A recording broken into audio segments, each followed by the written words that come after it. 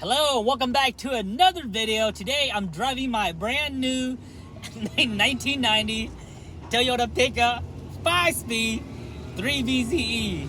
Woo!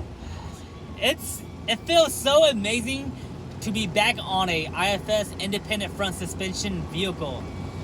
You guys all know I sold my 93 pickup last fall. Bought a Land Cruiser over the winter. I still have it. And I've been on solid axle, Land Cruiser, inline 6 for the last 7 months. And I'm finally back on a pickup, you know, my stomping ground. This is my roots right here. This is what I grew up on. Toyota pickup, IFS 3.0. Feels amazing. These shocks are completely dead. The front shocks, the back shocks is dead. We got the topper removed. I sold the topper today to another lady that had a second gen Tacoma. So that's all gone. And shocks are dead. I removed the front sway bar already because I don't like the sway bar. You guys don't do that if you don't know what it is or what it's for. So the truck is super bouncy. It's super flexy, super Cadillac, and the seat is not original. It's rigged up, so the seat is missing one of the legs for the bolts. So the seat kind of moves back and forth, which kind of give it cushions. So this truck is super fluffy. Right now I'm heading to the parts store to grab some parts and stuff to build the exhaust system next week. I got the muffler on order from Amazon to Flowmaster. Same one that I used on my 3.4 swap. I'll make a brand new video all about the exhaust system once I build it up, so you guys can be refreshed too. But man, it feels great driving a 5-speed 3.0. This truck runs amazing. It just has that whining noise. I'm not sure if you guys can hear it. It's probably too loud for you guys to hear it, but it comes on here and there. There it is. I'm thinking it's a bearing or something. It has to be a bearing from somewhere. But I'm not worried about it. Make this light here.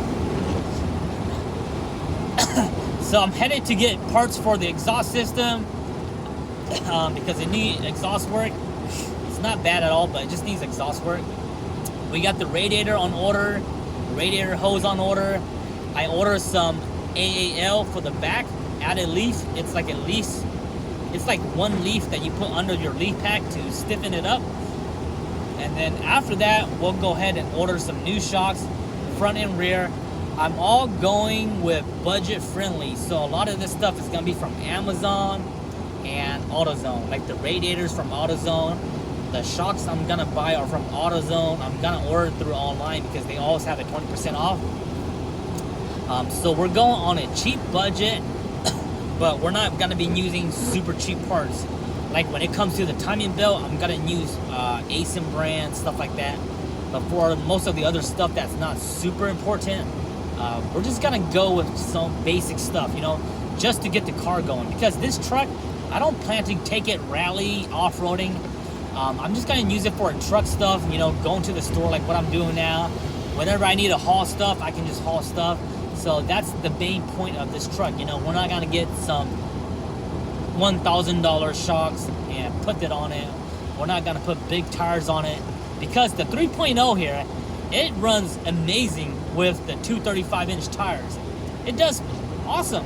You know, it has plenty of power to move these 235. So a lot of people say that the 3.0 is slow, and yes, it is slow once you start putting bigger tires. 33-inch, 35-inch, and you don't re-gear. That's where it's slow. But Toyota, they designed the 3.0 to accommodate the tires that are made for it, 235s. So it does fine. We're in 4th gear, 3rd gear, doing 50 miles an hour. Woo! So plenty of power. I was on the highway and I was able to go up to 65, 70 miles an hour, passing people, you know, getting onto the highway and stuff. And it does great. So I love it.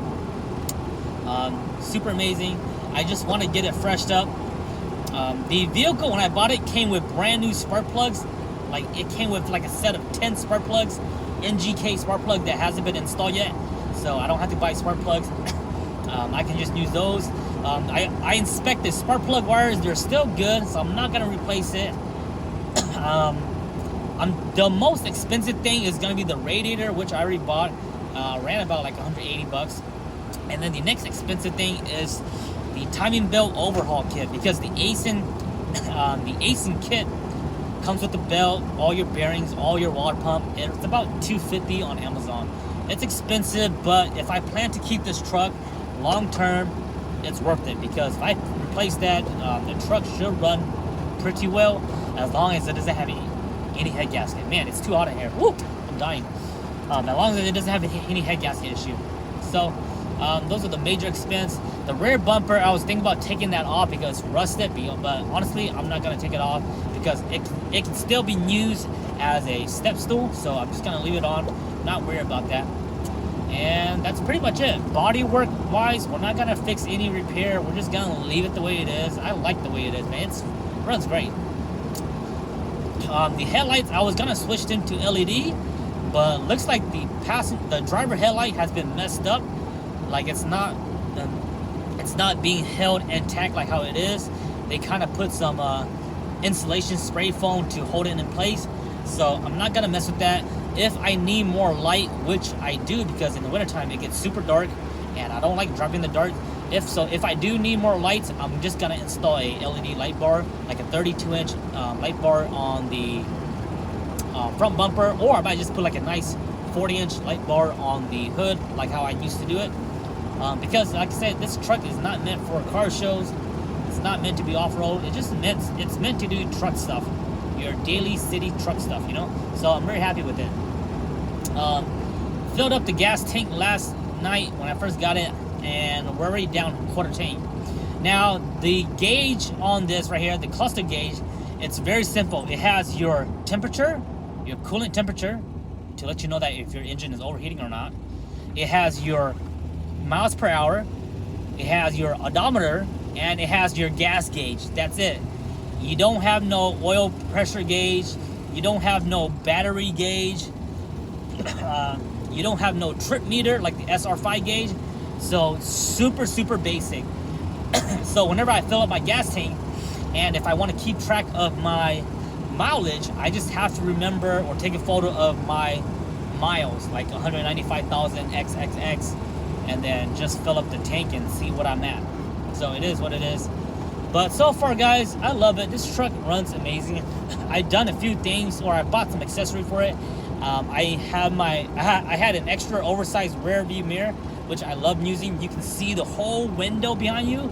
And then right now my iPhone is on a phone holder, which I got from Best Buy, so that works amazing as always. So those are just the little things that I like. The radio works, but I don't really listen to music anyway, so that doesn't matter. The radio does have a USB port, so hopefully that can charge my phone up. If that doesn't work, then I'm gonna have to install a 12-volt socket, because the original 12-volt socket right here, the cigarette socket they call it, it's missing, it's gone, so it's not there no more. So hopefully I figure something out, because I do need 12-volt, because I like to I need to charge my phone, and also I like to put my I like having my GoPro dashboard as a camera, so I like to have all that power too. They installed this like LED strip light, and I chopped that off because I didn't need it. It has, under the seat here, it has some wires for the amp and stuff like that. Don't really care for that, so I'm just gonna go ahead and get rid of all that stuff. It's a nice 100 series right there, Land Cruiser. Boom. Other than that, I'm not worried too much. The clock was missing, like I told you guys, and I'm not really gonna replace it. I was gonna take the clock out of the 4Runner, but I decided I don't want to tamper the 4Runner.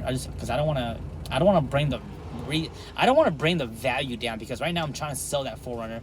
I don't want people, you know, yapping about, oh, there's no clock, and all that fun stuff. The ashtray is missing. The 4Runner doesn't have one. If the 4Runner had one, I was gonna take it off of that, but the ashtray is missing, so I'll go ahead and try to find one on eBay. The cup holder doesn't work, so that's not a super big issue, but I definitely might replace that. This one had a little center console, a little, you know, one of those little plastic center console that you can just buy. So it has a cup holder here. I can put my pens and pencil. I have my pens and a tire gauge right here. And other than that, that's pretty much it. The headrest from the passenger seat was missing, so I took the headrest off of the front passenger full runner seat because maybe one day I might have some passengers. And other than that, it's been vacuumed. I cleaned I vacuumed it. I pressure washed the rubber mats. I used my ozone. If you guys don't know what that is, it's like a machine that gets rid of odors and stuff like that. So I ozone it. Smells okay. It's clean. The odors kind of most of it got away, and then I put air freshener on. So that's pretty much it for interior. I don't plan to do anything else for the interior besides get that 12-volt socket fixed. And then after that, it's just a matter of getting the engine nice and reliable, and we'll go from there. So that's pretty much what I have for today's video. Just want to do a quick wrap it up for y'all. If you guys got any questions, let me know in the comment section. And yes, we are back on the 3.0 3-point slow gang. Toyota pickup, IFS for the win. I know you guys love IFS trucks and stuff like that. You guys don't really like my Land Cruiser, but I got both, you know, Land Cruiser pickup, both of best world, you know, SUV truck. So I love it. Couldn't ask for anything better, man. So hope you guys enjoy. I'll catch you guys next time. Follow the Instagram NuttyNu_4x4, and I'll see you guys next time. I think I missed my turn, so I might have to bust a UE. We'll see how it is. Tons of construction. All the roads are messed up and stuff like that. So I'm trying to get to Napa right now. So we'll see how that goes. But anyways, I'll catch you guys next time. Much love. Bye-bye.